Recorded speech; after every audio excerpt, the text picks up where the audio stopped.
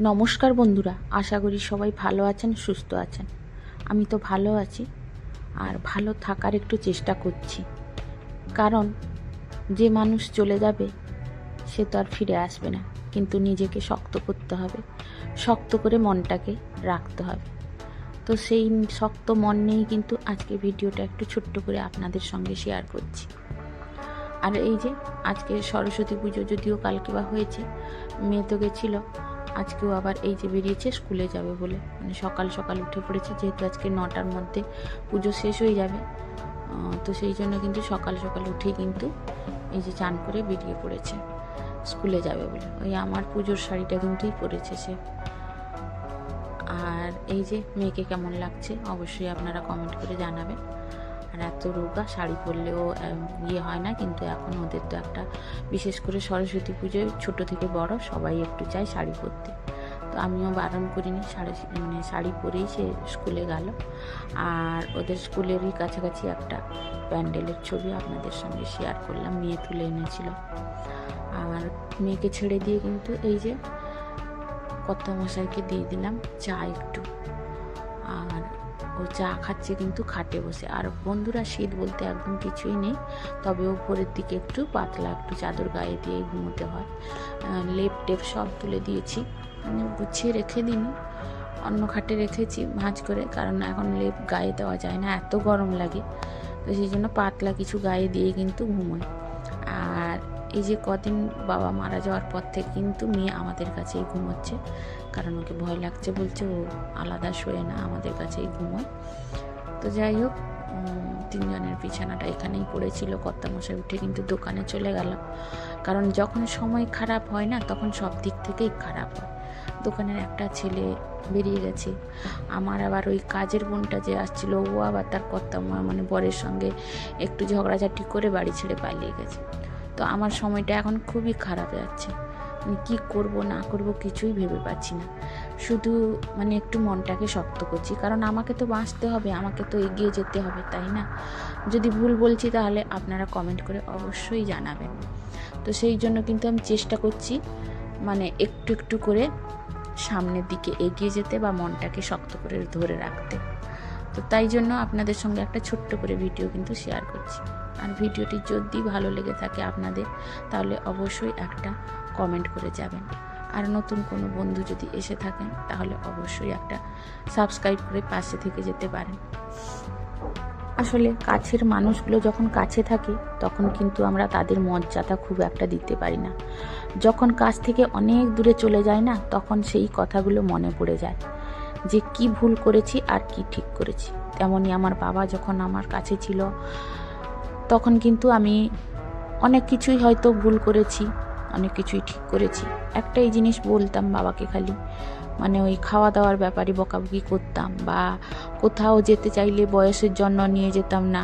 মানে নিয়ে যেতাম না বলতে, ওই যে বাবা হাঁটা চলা করতে খুব একটা পারতো না বা ওঠানামা করতে পারতো না, তো তাই জন্য বলতাম যে যেখানে ওঠানামা করতে পারবে না হয়তো সেখানে নিয়ে যেতে পারবো না, যাতে তোমার শরীরটা সুস্থ থাকে।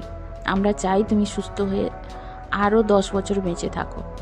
তো এই জন্যই কিন্তু বলতাম, কিন্তু এখন মনে মনে একটু আফসোস হচ্ছে চলে যাওয়ার পরে, যদি আমরা নিয়ে যেতাম তাহলে হয়তো মনটা একটু শান্তি পেত, বা যদি হয়তো একটু কোথাও থেকে ঘুরিয়ে নিয়ে আসতাম, আরও কিছু হয়তো ভালো কিছু খাওয়াতাম, তাহলে হয়তো ভালো থাকতো। সেই দিক থেকে একটু মানে মনে আক্ষেপ তো থেকে যায়, জানি না ভুল করেছি কি ঠিক করেছি। তো সে একমাত্র উপরবেলাই হয়তো বলবে যে ঠিক করেছি না ভুল করেছি। কিন্তু এখন মনে একটা এই যে আফসোস হচ্ছে যে এত তাড়াতাড়ি ছেড়ে চলে যাবে কখনোই বুঝতে পারিনি। তো যাই হোক, আর কিছু করারও নেই, যার যতদিন আয়ু উনি ততদিনই থাকবেন, আমাদের চাওয়া পাওয়ার কারোর কিছু নেই। তাই মানুষ জীবন যে কখন নিয়ে আসবে আর কখন চলে যাবে তা আমরা কেউই জানি না, বা কেউ বলে দিতেও পারবে না। তো সেই জন্য আমি এখন ভাবছি আমার মা যতটুকু বেঁচে আছে, যতদিন বেঁচে থাকবে ততদিন চেষ্টা করব মাকে ভালো রাখার, সুস্থ রাখার। তো বন্ধুরা, আপনাদের মানে এটাই চাইবো, প্রত্যেকেই মা বাবা জন্ম দেয়, তারা একটু খালি আশা করে যে সন্তানের কাছ থেকে একটু ভালো কিছু চাওয়া। আমার বাবাও কোনো দিন কিচ্ছু চায়নি, শুধু আমার বাবার একটাই চাওয়া ছিল, মানে সবাইকে নিয়ে মিলেমিশে চলবে বা একটু খাওয়া দাওয়া ভালো মন্দ করবে। তো সবাই তো আর সঙ্গে থাকে না, অনেক সময় মানে বয়সের সঙ্গে সঙ্গে অনেকে কিন্তু ছেড়ে চলে যায়। আবার কিছু মানুষ আছে হিংসা পরায়ণ যারা হয়, তারা কিন্তু কাছের মানুষ হয়েও দূরে সরে যায়। তো সেক্ষেত্রে কিন্তু সবাই একসঙ্গে থাকা সম্ভব হয় না, বা সবাই কাছে থেকেও দূরে সরে যায়, আবার যারা দূরে থাকে তারাও কাছে চলে আসে। তো আমার বাবার ক্ষেত্রেও তাই হয়েছে। তো সেটা আমাদের হাতে নেই, আর মানুষ এখনও মানে সেই জিনিসগুলোকে হয়তো কোনো দিনই শুধরে নিতে পারবে না। মানে মানুষ জিনিসটা নিজেদের মধ্যে হিংসে করতে বা শত্রুতা করতে ছাড়ে না। এখন প্রায় প্রত্যেকের বাড়িতেই হয়, এটা আমি দেখেছি। তো এখন সেটা আমাদের হাতেও কিছু করার নেই, কিন্তু যখন মানুষগুলো চলে যায় তখন সেই পুরনো দিনের স্মৃতি বা কথাগুলো মনে পড়ে। তো সেটা তো মানে আমরা চেষ্টা করলেও ধরে রাখতে পারবো না। তো সেই জন্য বন্ধুরা, আমি যদি কিছু ভুল বলে থাকি বা বাবার প্রতি কিছু কর্তব্যতে মানে একটু হয়তো ভুল করে থাকি, সেটা ছোট ভেবে বাবাকে আমি যেখানেই থাকুক না কেন বলবো আমাকে একটু মাফ করে দেয় যেন, বা ক্ষমা করে দেয়, এইটুকু আমার বলা। তো এই ভিডিওর মাধ্যমেই কিন্তু আমি বাবাকে উদ্দেশ্য করে এই কথাগুলো বললাম। আসলে এখনও মন থেকে বের করে দিতে পারছি না যে বাবা আর আমাদের মাঝে নেই, মানে ভাবতেই পারছি না। কিন্তু দিন চলে যাচ্ছে একটার পর একটা।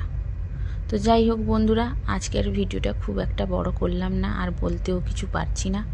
তো যদি কোনো ভুল বলে থাকি তাহলে ছোট ভেবে আমাকে প্রত্যেকেই ক্ষমা করে দিবেন।